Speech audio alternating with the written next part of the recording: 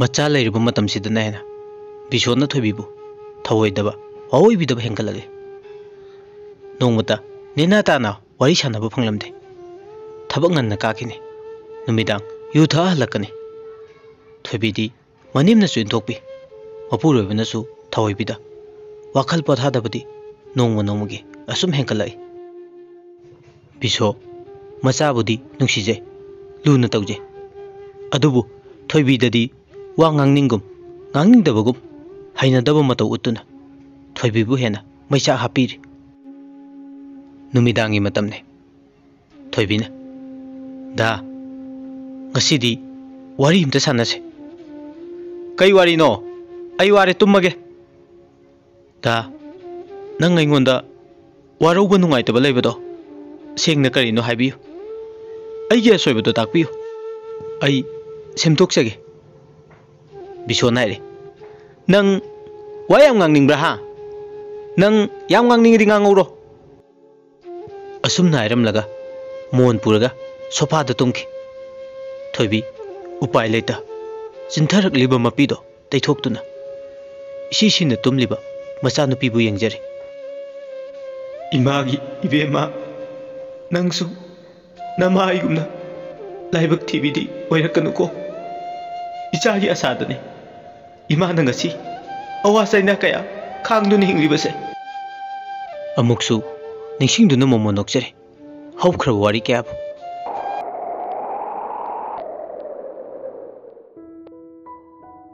thoa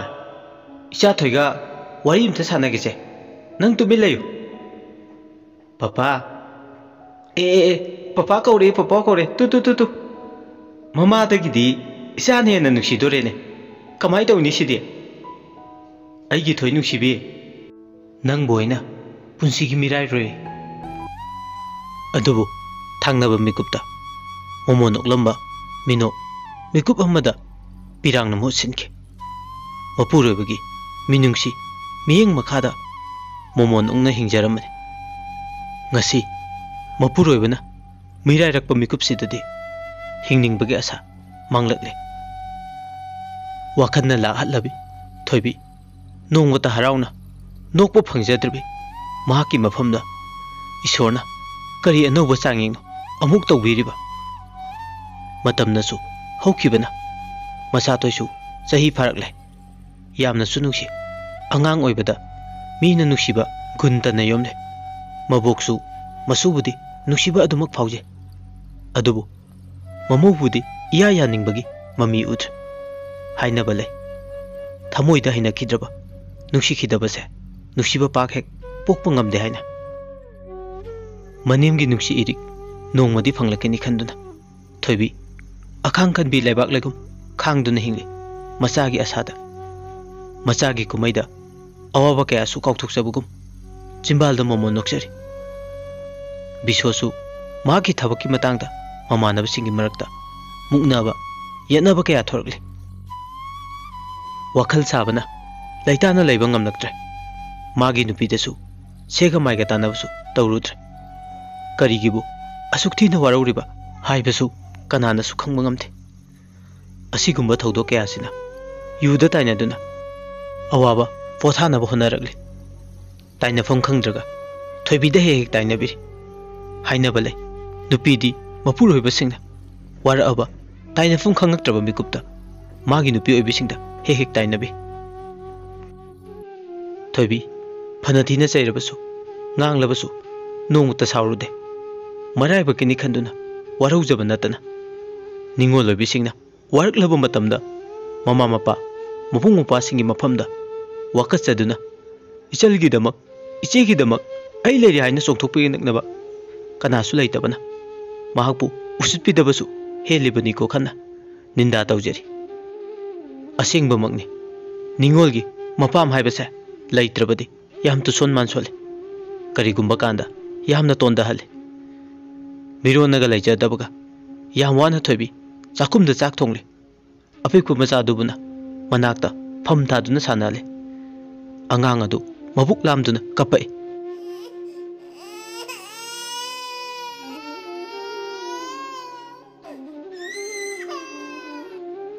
Thoibi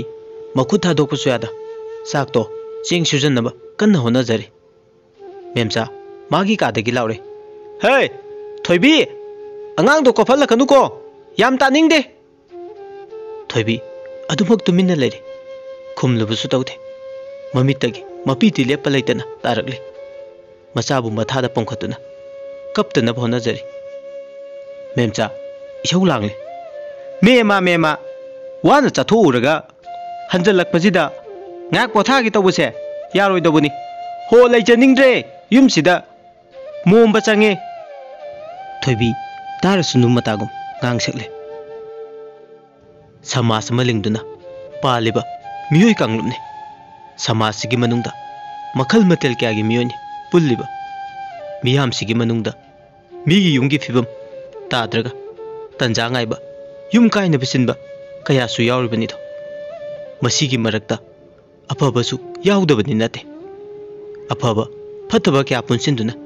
सेमलिबने समासमा खुनायमा लंपाकी मसी मदा तोंपोक Samsung राबी मखोय पुंदुना युथकले ngangnari warim kaya तोंपोक नारे बा हाइजलो थक्सी पेना राबी न खुमे थौ पेन थक्सी पाइसलु है युदो हाइदुन मखोय मैम ngang थकले समसना मुहारे बा वारी म लैरेने बा कई वारी नो याम खंगनिंगे असुमना अतैदुना हंगले हेरा अतै नतेदा बिशोदो बा बिशोदो कइदौरगे आइजे समसना खुमे अखोइना कामलंबा हुदो अदुना मसा पुंबदो चा मालेने माई नुपीदो मसक्ति फजबने है राबी न खुमे हेरा मीगी नुपीदो मसक फजरगा कइदौरगे नापसा दबइबो सिया याम ज्ञानेश्वर याम ज्ञान ताइको ज्ञानेश्वरनी को ज्ञान याम तासिलकनु को थोइबीदो इताउ बिशोनसु कया थोइबिद्र मालेने थीने तौबिर माले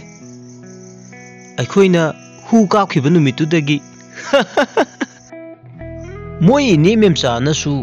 यान ओपीर मालेने तोंपोकना खुमे अदु कैदौसे हाइनोबा चांस येंगुसे हाइरो मीगी नुपीदो समसन ngawri खुमे होइने मानबु यारगदि लौबिरसिरेना खल्लिबनिने बुबुप लाउबी तनौबी माना वाना लैबदो येंगबा नुंगाइतेने इबो पामदि पामे अतैदुना खुमे बाय होनबियु असुमना मखोय मयाम अमगा वा हाइनदुना नोकेम हाइगेमनदना याम कन्ना नुंगाइरि ओंथोकपनिको मपुरोबना निंथिना ngakpi senbidrabi mane makuna thawai wawi bidrabi yumbi singi punsi di mihu changi aibase yamna chumi bisosu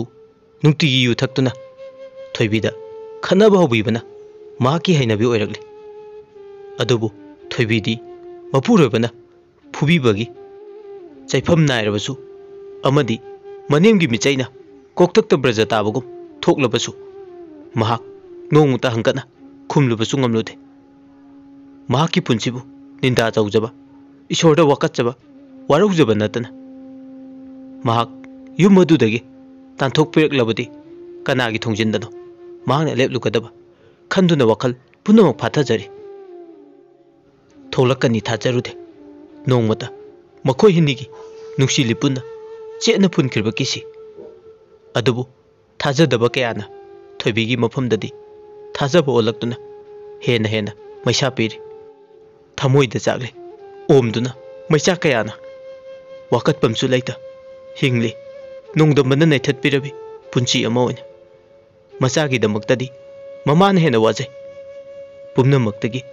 Imangi नुंसिबना अथोइबने हाइनरिबने mama हाइबसे लैत्रबदा ममागी होदुना लैरिबा अहांगबदुदि ताइबंगी शक्ति अमतनसु मेंसनबा ngamlaroi mahaki mafamda hangliba ahangba adugum macha thoigi mafamdasu hangan ningdabana thoibi hingli akhang ganbi lebak legi changlo lawduna ritugi khongchati kaiba yadabana lepa leitana asum chatkhiduna lakle ngasidi sajibugi kumonsu maitai ki jahi hoba seraubasu nongmata ngairakle miyoi pumnamak kaithel kanaduna mahai pochai kya leinari laigi tingi maraksida thobisu kaichel satuna pochai khara leirunabagi thorangli thoibi ishorbu thajabi ishorbu ningjabi nupi amasu oibana madi ishorgi nabu hairabadi ningthina seba tawje apikpa machado puraga lamsang satpasu farak tabagum wakhalda khanjari ima dusu angang se lobiyu su yaroi dadana aye wabase khajikta ubirabadi aina wari se waram loiko aibo angang se fare machan tombida ngayak sinaram lage aiduna yumlon ani muk chatlaga leba laikai gi machan singda sinaba lakle machan tombi ho machan tombi haima inama kari lerege kakhalo somda machan nangbu ngasi thabak ka chatkedaba leibro leiti inama kai lerege adudi bemase ngayakta sinaramge inama kaithel phawbudang hayengi pochai khara leiruge tawbane hoi inama ai adum lawbi horage yani ado inama nang yam ware ko thoi yam nungaitna machan inama kaisu wadeda irai bakini nupi oibe khoi ki mapokti yam tole cheksinna haina chaluko na khoisu machan yam tapna khume inama thoina makha tare ai gi laibakta thokliba pumba pikliba ichagi laibaktadi थोक्तब ओहनबियो हाइदुना ईश्वर निजरिबने इचागी दमक्तने ngasi पावबदा अइना खांगदुन हिंगलिबसे Thoibi मखोल थोकना कबले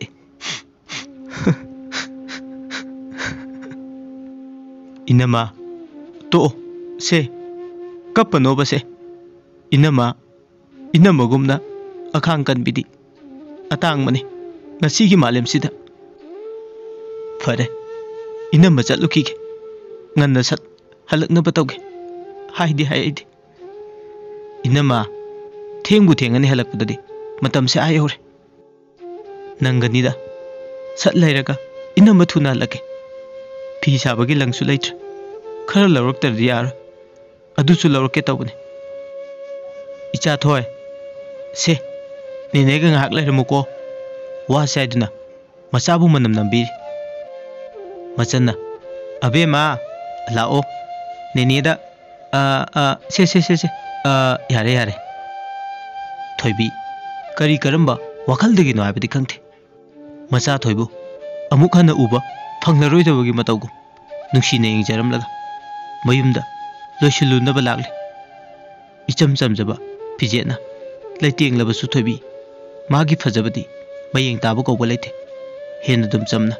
ningthi halle adubu mahaki maithongda awabagi mami amadi adumak tari mahak loisinba loiraga thorakpada mamada chatluki gaijani adubu haibadi ngamjada tuminna mamagi manakta leble aduga tapna haire ima nasa kaitel fawba hayengi pochai kita leijaruke angangsu machanto mita sinarame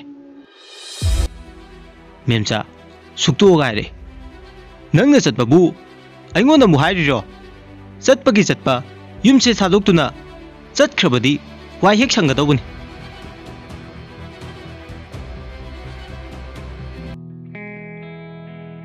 wari sigi ahum suba tangkak